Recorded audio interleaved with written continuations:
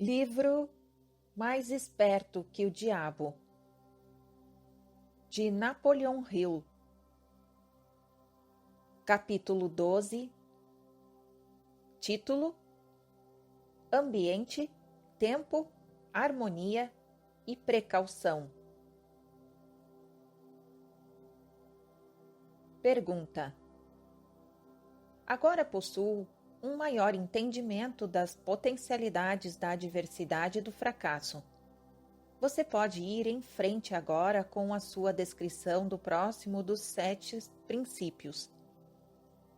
Qual o seu próximo princípio? Resposta: o princípio é a influência do ambiente. Pergunta: vá em frente e descreva o princípio de como funcionam as influências do meio como fatores determinantes nos destinos humanos. Resposta: o ambiente, ou o meio, como também pode ser chamado, consiste de todas as forças mentais, espirituais e físicas que afetam e influenciam os seres humanos.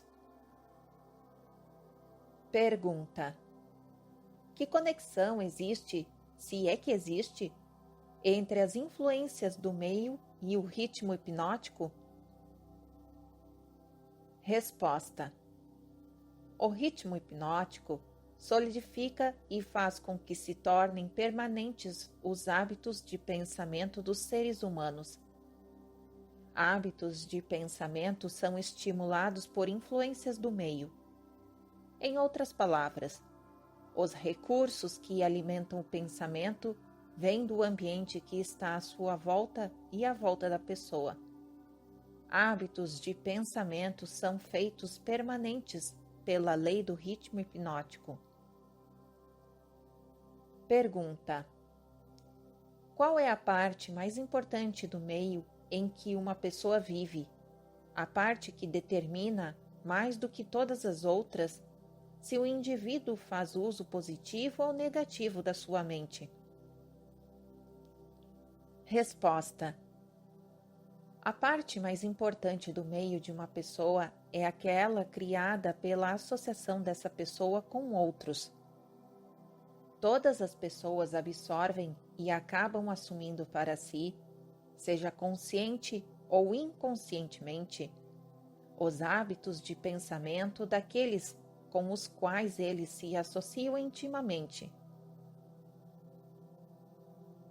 Pergunta: você quer dizer com isso que o contato constante com uma pessoa cujos hábitos de pensamento são negativos influencia a pessoa a formar também hábitos de pensamento negativos? Resposta: sim, a lei do ritmo hipnótico força cada ser humano a formar hábitos de pensamento que se harmonizam com as influências dominantes do seu ambiente, principalmente a parte do ambiente criada pela associação com outras mentes. Pergunta: então, é importante que a pessoa selecione com muita cautela aqueles que serão seus associados? Resposta: sim, os associados que se relacionam intimamente com a pessoa devem ser escolhidos com tanto cuidado quanto a pessoa escolhe a comida com a qual ela se alimenta o seu corpo, mantendo sempre em mente o objetivo de que ela deve associar-se com pessoas cujos pensamentos dominantes são positivos, amigáveis e harmoniosos. Pergunta: que classe de associados tem maior influência sobre uma pessoa? Resposta: os associados que mais exercem influência sobre a pessoa são o parceiro no casamento, que por sua vez compartilha a casa, e os associados nas ocupações profissionais. Após isso, vêm os amigos íntimos e os conhecidos. Amigos causais e estranhos exercem pouca influência sobre a pessoa. Pergunta: por que o parceiro no casamento possui tão grande influência sobre a mente de uma pessoa? Resposta: porque o casamento é um relacionamento que traz as pessoas sob a mesma influência de forças espirituais, de tal peso que elas acabam tornando-se as forças dominantes da mente. Pergunta: como podem as influências ambientais serem usadas para quebrar o equilíbrio do ritmo hipnótico? Resposta: todas as influências que estabelecem hábitos de pensamento acabam tornando-se permanentes através do ritmo hipnótico. Uma pessoa pode modificar as influências do seu ambiente de tal forma que as influências podem ser positivas ou negativas, e a lei do ritmo hipnótico as tornará permanentes, a menos que elas sejam modificadas através do hábito de pensamento. Pergunta: para colocar essa verdade de outra forma, uma pessoa pode submeter-se a qualquer influência do meio que ela deseje, seja positiva ou negativa, e a lei do ritmo hipnótico fará com que essa influência torne-se permanente quando essa pessoa assumir a magnitude desse hábito de pensamento. É dessa forma que a lei funciona? Resposta: isso está correto. Tome cuidado com todas as forças que inspiram pensamentos. Estas são as forças que constituem o ambiente e determinam a natureza do destino da pessoa no planeta. Pergunta: que classe de pessoas consegue ter controle sobre as influências do meio? Resposta: os não alienados.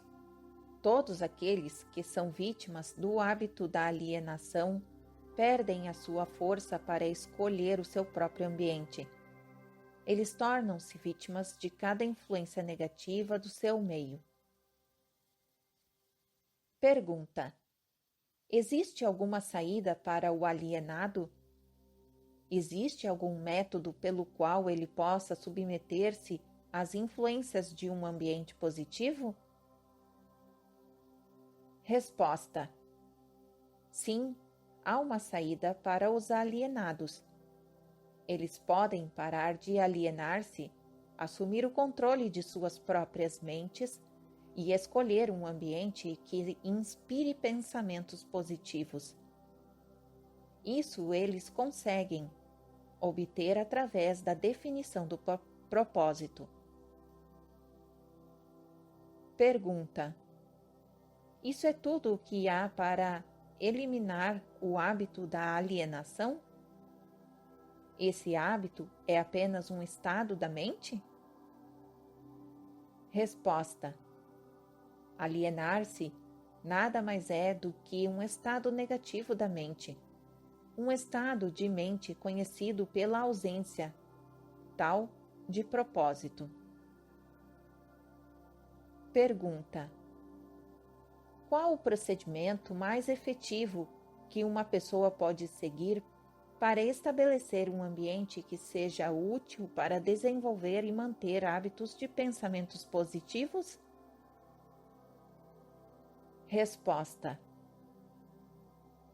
o mais efetivo de todos os ambientes é aquele pelo qual um grupo de pessoas cria uma aliança amigável que os obrigará a auxiliar um ao outro no alcance de um objetivo, através de um propósito definido. Esse tipo de aliança é conhecido como Mastermind. O Mastermind consiste da associação de indivíduos cuidadosamente escolhidos, cada qual enriquecendo essa aliança com algum conhecimento, experiência, educação, plano ou ideia, especialmente habilitados para fazer com que o objetivo de cada um seja atingido através de um propósito definido. Os líderes mais bem-sucedidos em todos os momentos da vida buscam o auxílio desse tipo de influência do meio, feita especialmente para servi-los. Realizações fantásticas são impossíveis sem a cooperação amigável de outros. Para colocar a verdade de outra forma, pessoas bem-sucedidas devem controlar o seu ambiente, garantindo assim manter total controle contra a influência das forças negativas do meio. Pergunta: a responsabilidade que as pessoas possuem com os seus parentes faz com que seja impossível para elas evitar a influência de um ambiente negativo? Resposta: nenhum ser humano deve a outro ser humano qualquer grau de responsabilidade que possa roubar o seu privilégio de construir os seus hábitos de pensamento em um meio positivo. Por outro lado, cada ser humano tem o dever de remover do seu ambiente toda e qualquer influência que possa remotamente desenvolver hábitos de pensamentos negativos. Pergunta: essa não seria considerada uma filosofia de sangue frio? Resposta: somente os fortes sobrevivem.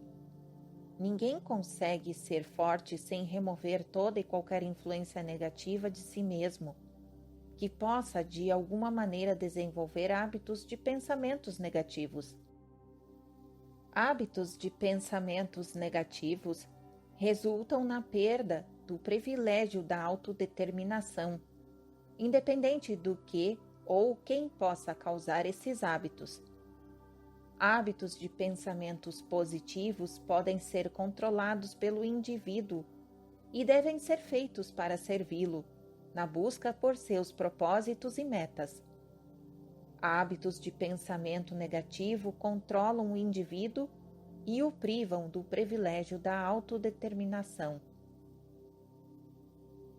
Pergunta: deduzo, baseado em tudo o que você disse, que todos aqueles que controlam as influências do meio pelo qual os seus hábitos de pensamento são construídos são mestres de seus destinos no planeta e que todos os outros são dominados por seus destinos terrenos. Estou colocando essa afirmação de forma correta? Resposta: perfeitamente. Pergunta: o que estabelece os hábitos de pensamento de uma pessoa? Resposta: todos os hábitos são estabelecidos devido a desejos ou motivos, inerentes ou adquiridos. Quais sejam os hábitos, são os resultados de alguma forma de desejo definido. Pergunta: o que ocorre com o cérebro físico enquanto uma pessoa está formando hábitos de pensamento? Resposta: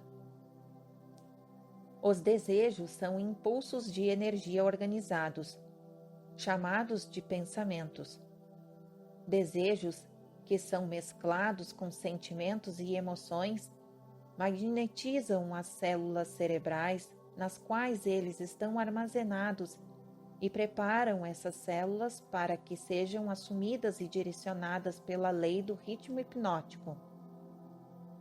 Quando qualquer pensamento aparece no cérebro, ou é criado lá, e é misturado com os sentimentos puros da emoção do desejo, a lei do ritmo hipnótico começa a agir e de uma vez por todas começa a traduzir isso no seu equivalente físico. Pensamentos dominantes que, por sua vez, agem inicialmente pela lei do ritmo hipnótico, são aqueles que estão mesclados com os desejos mais profundos e com os mais intensos sentimentos envolvidos. Hábitos de pensamento são estabelecidos pela repetição dos mesmos pensamentos.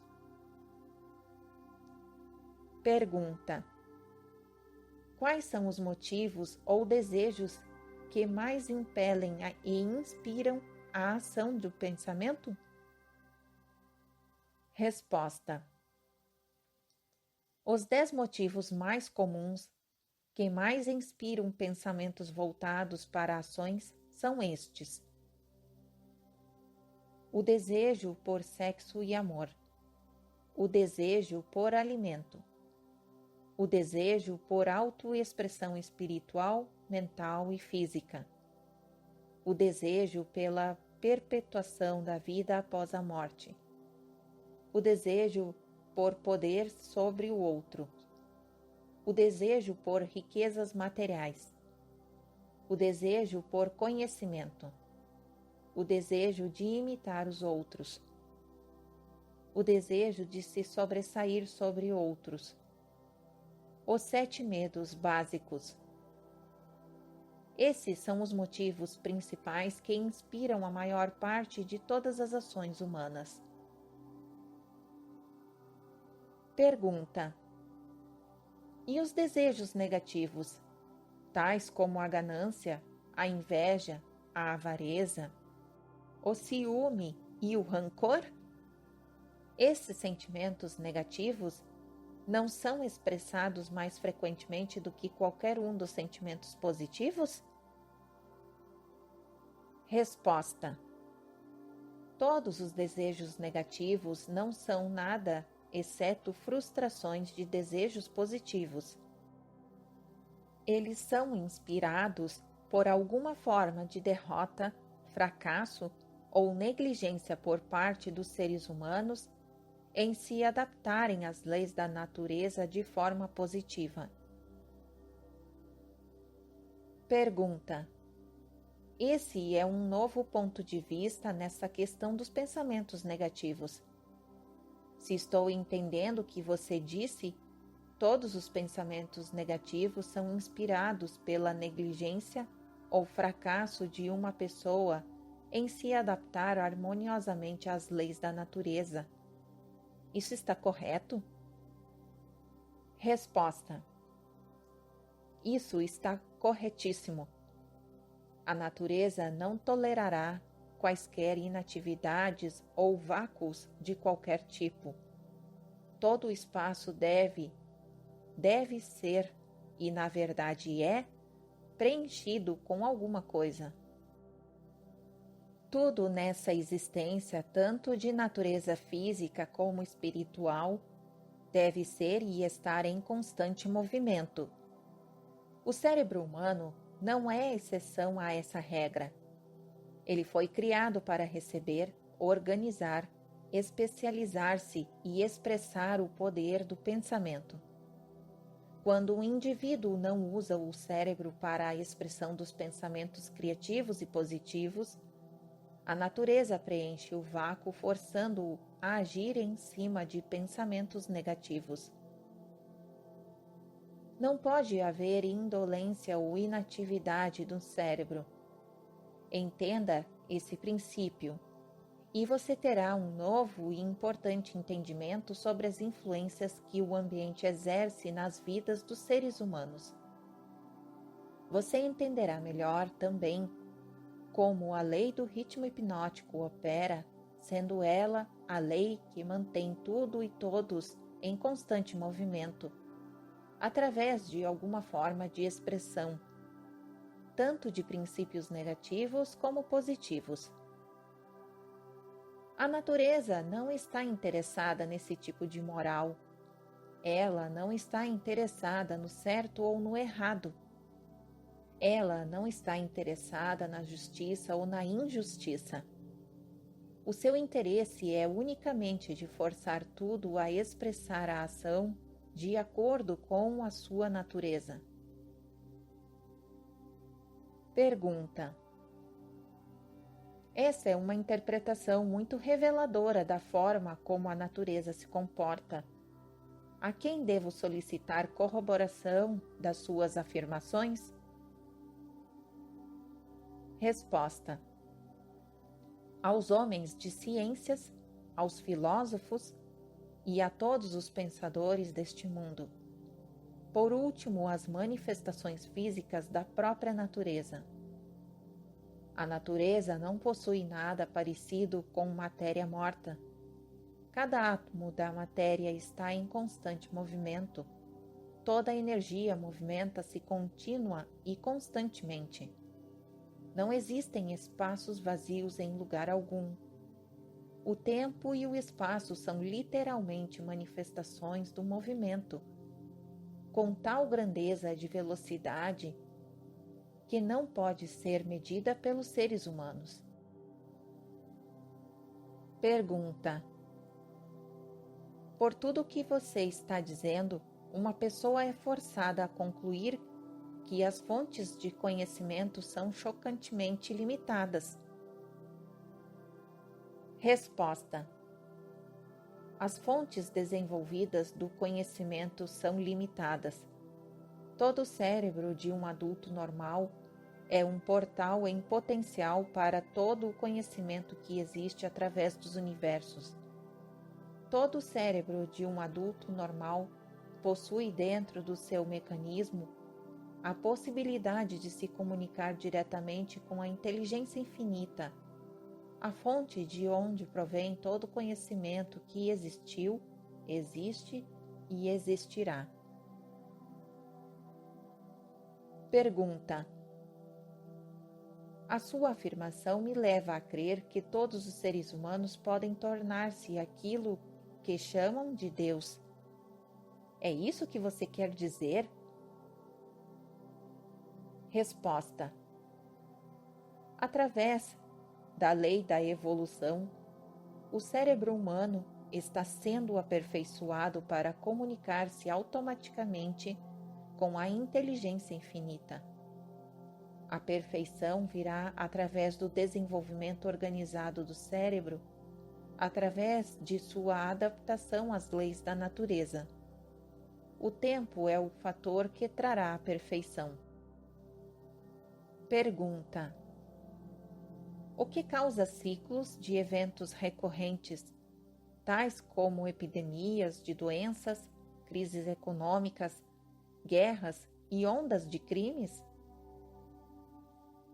Resposta: todas as epidemias nas quais um grande número de pessoas é afetado de maneira similar são causadas pela lei do ritmo hipnótico, através da qual a natureza consolidada, pensamentos de natureza similar, faz com que esses pensamentos sejam expressados através de uma ação em massa. Pergunta: então, a grande crise econômica foi colocada em ação devido ao grande número de pessoas que foram influenciadas a liberarem pensamentos de medo? Isso está correto? Resposta: perfeitamente. Milhões de pessoas estavam agindo para conseguir alguma coisa em troca de nada através da aposta no mercado financeiro. Quando elas, de repente, descobriram que tinham conseguido nada por coisa alguma, elas se aterrorizaram, correram para os seus bancos e retiraram os seus dinheiros. E o pânico estava instalado. Através do pensamento em massa de milhões de mentes, todos pensando em termos de medo da pobreza, a crise prolongou-se por alguns anos. Pergunta: pelo que você está dizendo, deduzo que a natureza consolida os pensamentos dominantes das pessoas e os expressa através de alguma forma de ação em massa, tais como crises econômicas, momentos de euforia nos negócios e assim por diante. Isso está correto? Resposta: você está com a ideia certa. Pergunta: Vamos agora para o próximo dos 7 princípios. Vá em frente e o descreva. Resposta: o próximo princípio é o tempo, a 4ª dimensão. Pergunta: qual a relação que existe entre o tempo e o funcionamento da lei do ritmo hipnótico? Resposta: o tempo é a lei do ritmo hipnótico, o lapso de tempo necessário para dar permanência aos hábitos de pensamento depende principalmente do objeto da natureza dos pensamentos. Pergunta: mas entendi, pelo que você disse antes, que a única coisa permanente na natureza é a mudança? Se isso é verdade, então o tempo está constantemente mudando, rearranjando-se e recombinando todas as coisas, incluindo os hábitos de pensamento das pessoas. Como poderia a lei do ritmo hipnótico dar permanência aos hábitos de pensamento de uma pessoa? Resposta: o tempo divide todos os hábitos de pensamento em 2 classes: pensamentos negativos e pensamentos positivos. Os pensamentos de um indivíduo estão constantemente modificando-se e sendo recombinados para se adequarem aos desejos desse indivíduo. Mas os pensamentos não mudam do ponto positivo para o negativo ou vice-versa, exceto através do esforço voluntário por parte do indivíduo. O tempo penaliza o indivíduo por todos os pensamentos negativos e o recompensa por todos os pensamentos positivos, de acordo com a natureza e propósito dos pensamentos. Se os pensamentos dominantes de uma pessoa são negativos, o tempo penaliza o indivíduo construindo em sua mente o hábito do pensamento negativo, e então ele procede para solidificar este hábito em um ato permanente durante cada segundo da sua existência. Os pensamentos positivos são, da mesma forma, construídos pelo tempo e acabam tornando-se hábitos permanentes. O termo permanência, é claro, refere-se à vida natural do indivíduo. Literalmente falando, nada é permanente. O tempo converte hábitos de pensamento naquilo que pode ser chamado permanência durante a vida do indivíduo. Pergunta: agora possuo um entendimento melhor de como o tempo trabalha.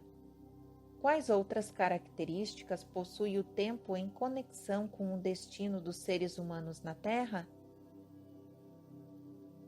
Resposta: o tempo é o tempero da influência na natureza, através do qual as experiências humanas podem ser amadurecidas em sabedoria. As pessoas não nascem com sabedoria, mas elas nascem com a capacidade de pensar e podem, através do lapso do tempo, chegar à sabedoria pelos seus pensamentos. Pergunta: os jovens possuem sabedoria? Resposta: somente em assuntos elementares. A sabedoria vem somente com o tempo. Ela não pode ser herdada e não pode ser transferida de uma pessoa para outra, exceto através do lapso do tempo. Pergunta: o passar do tempo pode forçar um indivíduo a adquirir sabedoria? Resposta: não. A sabedoria vem somente para os não alienados, que formam hábitos de pensamentos positivos como uma força dominante em suas vidas. Os alienados e todos aqueles cujos pensamentos dominantes são negativos nunca adquirem sabedoria, exceto em coisas elementares. Pergunta: pelo que você está dizendo, entendo que o tempo é amigo da pessoa que treina a sua mente a seguir padrões de pensamentos positivos e inimigo da pessoa que se aliena em hábitos de pensamentos negativos. Isso está correto? Resposta: isso é precisamente verdadeiro. Todas as pessoas podem ser classificadas como alienadas ou não alienadas. Alienadas estão sempre à mercê das não alienadas, e o tempo faz com que essa relação seja permanente. Pergunta: você quer dizer que se eu me alienar ao longo da minha vida, sem propósito ou objetivo definido, o não alienado pode tornar-se meu mestre e o tempo serve somente para dar ao não alienado uma vantagem mais forte e mais permanente sobre mim? Resposta: corretamente. Pergunta: o que é a sabedoria? Resposta: a sabedoria é a habilidade de relacionar-se com as leis da natureza, de tal forma que elas possam servir a você, e a habilidade de relacionar-se com as outras pessoas, de tal forma que você possa ganhar a cooperação harmoniosa e consciente das pessoas, para ajudarem você a conseguir qualquer coisa que queira da vida. Pergunta: então, conhecimento acumulado não é sabedoria? Resposta: céus, não! Se conhecimento fosse sabedoria, as realizações da ciência não seriam convertidas em instrumentos de destruição. Pergunta: o que é necessário para converter conhecimento em sabedoria? Resposta: tempo mais o desejo por sabedoria. A sabedoria nunca pode ser imposta a uma pessoa. Ela é adquirida, se é que é adquirida, pelo pensamento positivo através de um esforço voluntário e pessoal. Pergunta: é seguro para todas as pessoas ter conhecimento? Resposta: nunca é seguro para qualquer pessoa ter um conhecimento extensivo sem sabedoria. Pergunta: em que idade a maioria das pessoas começa a adquirir sabedoria? Resposta: a maioria das pessoas que adquirem sabedoria o faz após ter passado a idade dos 40 anos. Antes deste período, a maioria das pessoas está muito ocupada angariando conhecimento e os organizando em planos, em vez de gastar o tempo no esforço em conseguir sabedoria. Pergunta: qual circunstância da vida é mais apta para levar uma pessoa a adquirir sabedoria? Resposta: adversidade e fracasso. Essas são as linguagens universais de que a natureza se utiliza para transmitir sabedoria a todos aqueles que estão preparados para recebê-la.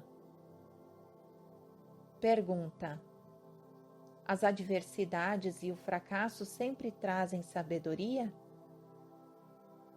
Resposta: não, somente para aqueles que estão prontos para receber a sabedoria e voluntariamente procuram por ela. Pergunta: o que determina o quão pronta está uma pessoa para receber sabedoria?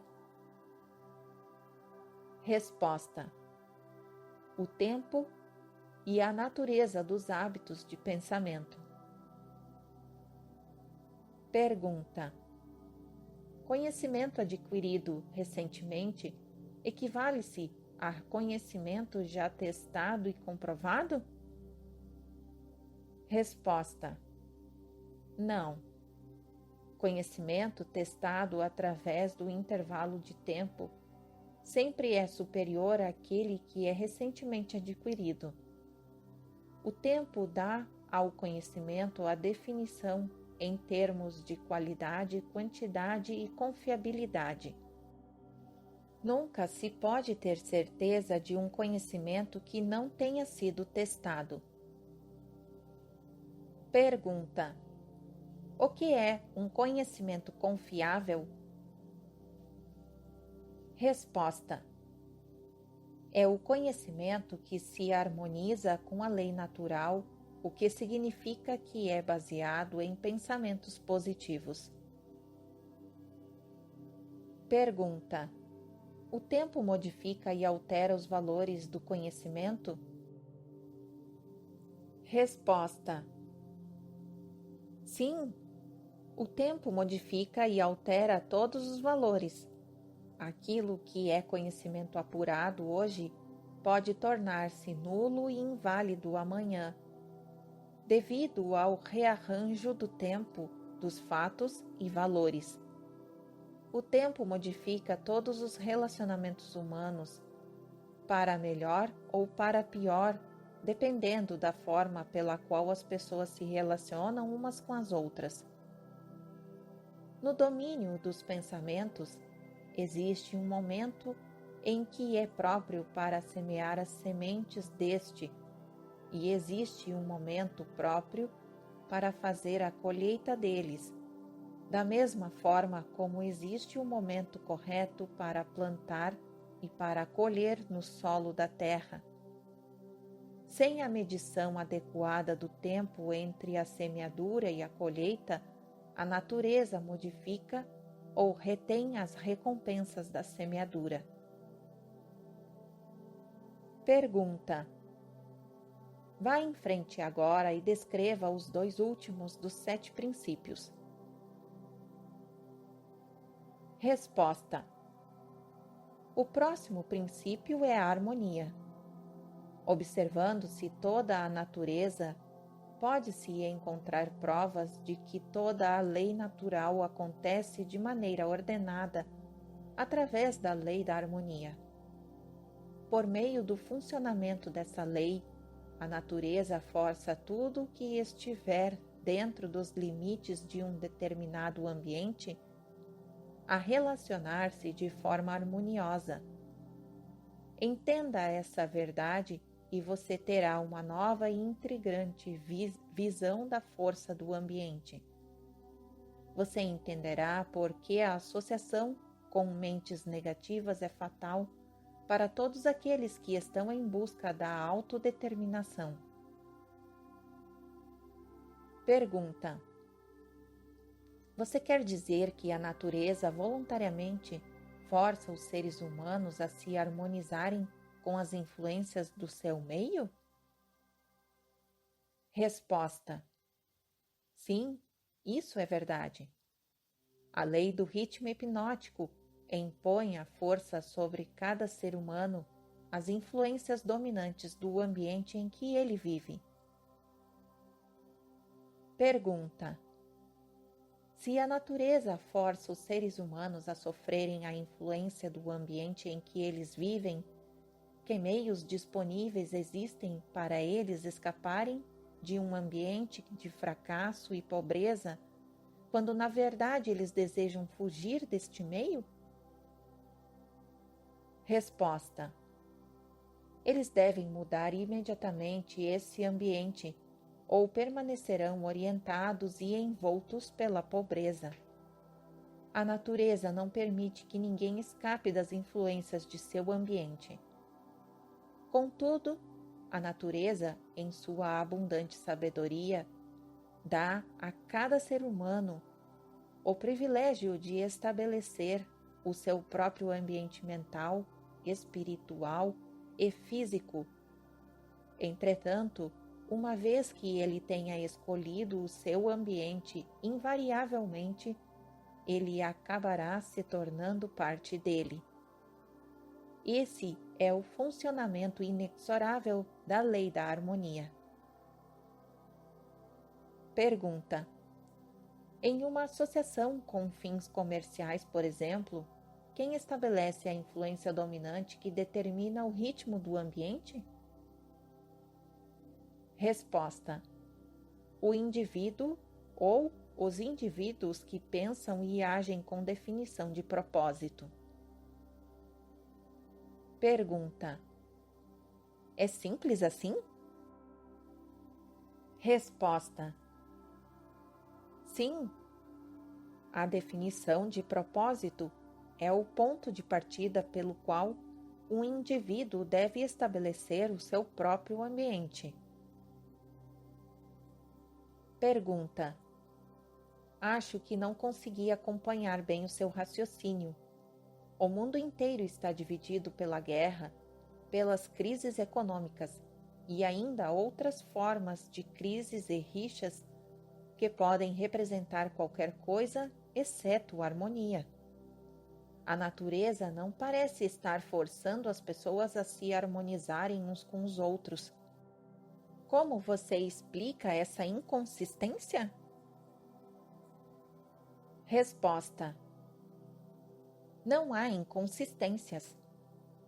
As influências dominantes do mundo são, como você diz, negativas. Muito bem, a natureza está forçando os seres humanos a se harmonizarem com as influências dominantes do ambiente do mundo. Manifestações de harmonia podem ser tanto positivas quanto negativas.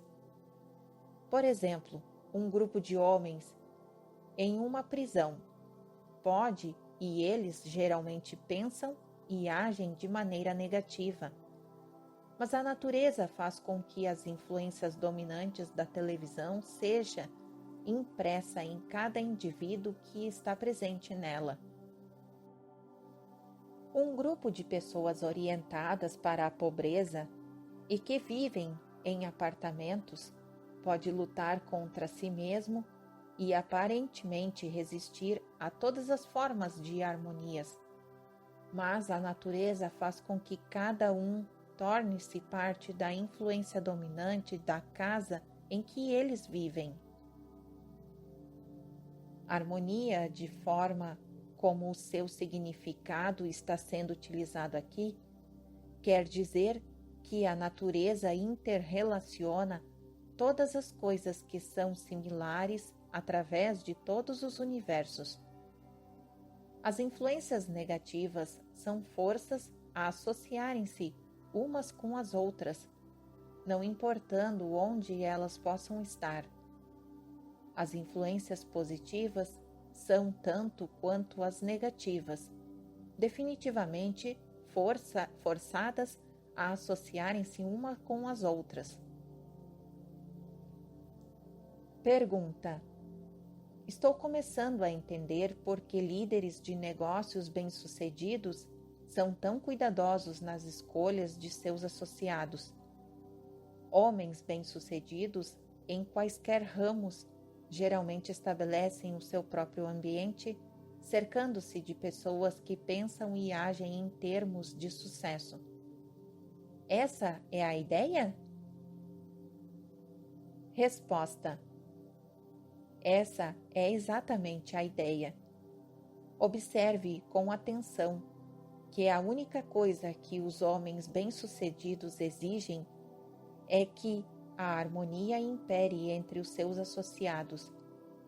Outra característica de pessoas bem-sucedidas é que elas se movimentam com definição de propósito e insistem para que os seus associados façam o mesmo. Entenda essas duas verdades e você entenderá a diferença que existe entre Henry Ford e um trabalhador comum. Pergunta: agora me fale sobre o último dos 7 princípios. Resposta: o último princípio é a cautela. Próximo ao hábito de alienar-se, a característica humana mais perigosa é a falta de cautela. As pessoas alienam-se em todos os tipos de circunstâncias danosas devido ao fato de que elas não exercem a cautela, planejando os movimentos que fazem. O alienado sempre se move com a ausência de cautela. Ele age primeiro e pensa depois, se é que ele pensa. Ele não escolhe os seus amigos. Ele aliena-se e permite que pessoas se liguem a ele nos seus próprios termos. Ele não escolhe uma ocupação. Ele aliena-se na escola e fica satisfeito quando consegue o primeiro emprego que lhe garante apenas alimentação e agasalho. Ele convida as pessoas a enganá-lo nos negócios pelo fato de não se informar das regras do negócio. Ele convida a doença, negligenciando informar-se das regras para ter uma saúde perfeita. Ele convida a pobreza por negligenciar proteger-se contra as influências do ambiente daqueles que são orientados para a pobreza. Ele convida o fracasso em cada passo que ele dá ao negligenciar o exercício da cautela para observar o que faz com que as pessoas fracassem. Ele convida o medo em todas as suas formas, pela sua falta de cautela em examinar as causas do medo. Ele fracassa no casamento porque ele negligencia usar a cautela na escolha da sua parceira. E ele usa ainda menos cautela nos seus negócios de relacionar-se com ela após o casamento. Ele perde os seus amigos ou os converte em inimigos devido à sua falta de cautela em relacionar-se com eles de maneira adequada.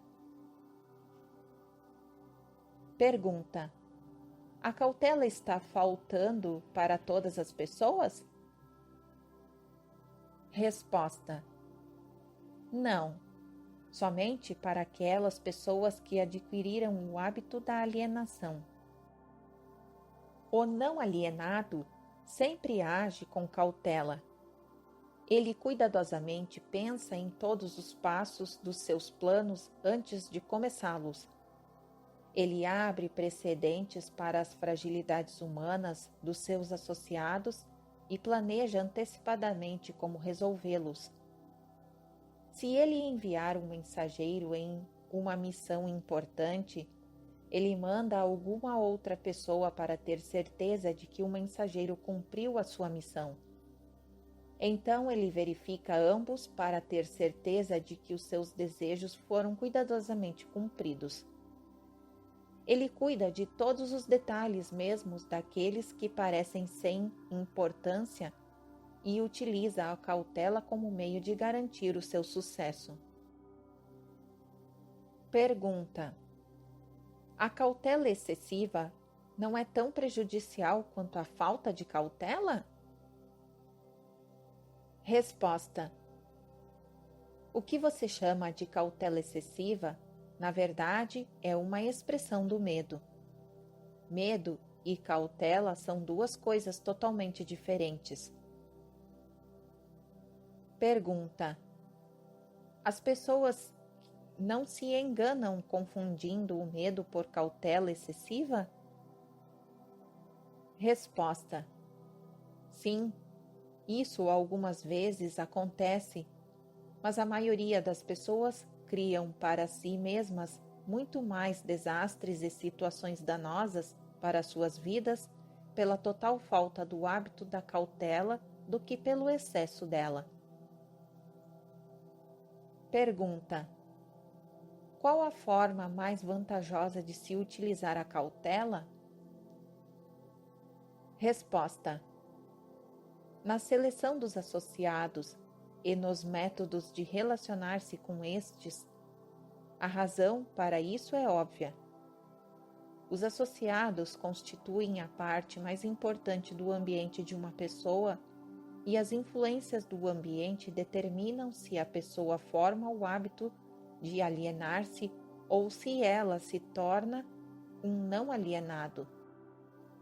A pessoa que exercita a cautela na escolha dos seus associados nunca se permite estar intimamente associada com qualquer pessoa que não traga para ela, através da associação, alguma forma definida de benefício mental, espiritual ou econômico. Pergunta: esse método de escolher associados não seria egoísta? Resposta: é um método sensível e que leva para a autodeterminação. É o desejo de qualquer pessoa normal encontrar sucesso material e felicidade. Nada contribui para o sucesso e a felicidade de uma pessoa do que a escolha cuidadosa de seus associados. A cautela na seleção dos associados torna-se, por isso, a missão de toda pessoa que queira tornar-se feliz e bem-sucedida. O alienado permite que seus associados mais próximos liguem-se a ele considerando os próprios termos deles.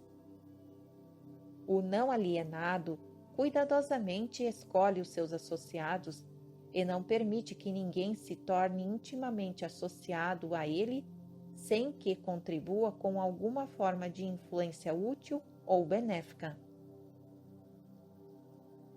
Pergunta: nunca ocorreu a mim que a cautela na seleção dos amigos seria tão definitiva para o sucesso ou para o fracasso de uma pessoa. Todas as pessoas bem-sucedidas agem com cautela na seleção de seus associados, seja na esfera comercial, social ou profissional de seus relacionamentos? Resposta: sem o exercício da cautela na escolha de todos os seus associados, ninguém pode estar certo do sucesso, seja em qual área de atuação for. Por outro lado, a falta de cautela traz consigo algum tipo de derrota em qualquer área de atuação. Fim do capítulo 12. Continuação da entrevista no próximo áudio.